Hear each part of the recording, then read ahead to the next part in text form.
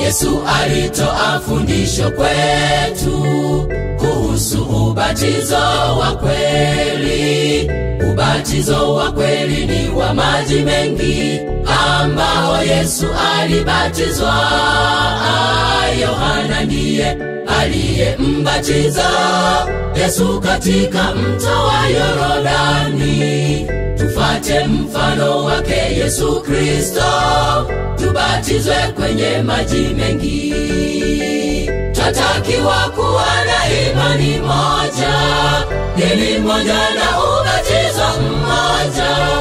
Tufate mfano wake Yesu Kristo ambao Yesu alibatizwa.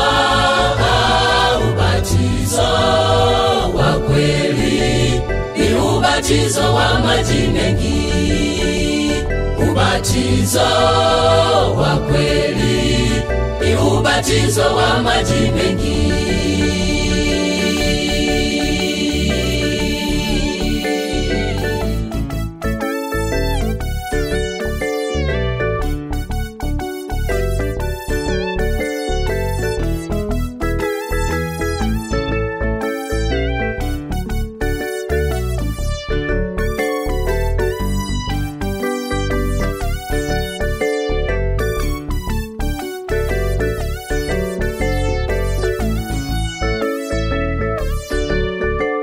Ndugu zangu, hebu tuchagueni, ni ubatizo gani ulio wa kweli? Kunyunyiziwa maji, kupigwa fimbo, au ni wa kuruka moto? Ubatizo wa kuzamishwa kwenye maji, au ni wa kupewa barua?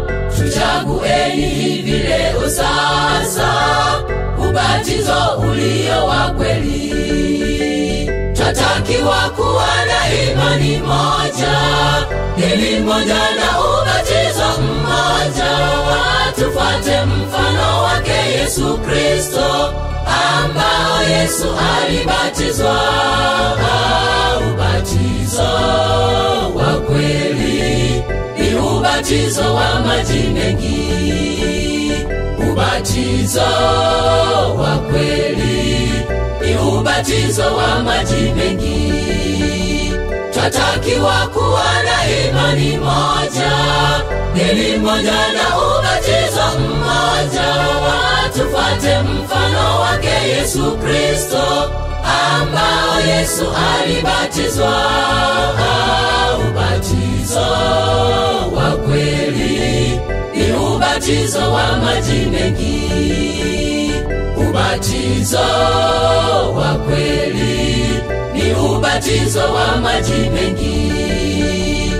Ubatizo wa kweli ni ubatizo wa maji mengi.